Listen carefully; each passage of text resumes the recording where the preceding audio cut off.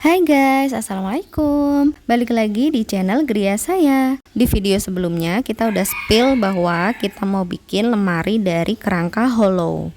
Ini adalah kondisi awal lemari pakaianku. Bener-bener amburadul dan terlihat nggak rapi karena bentuk lemarinya itu beda-beda. Beberapa barang juga nggak muat, jadi cuma kita taruh di kardus.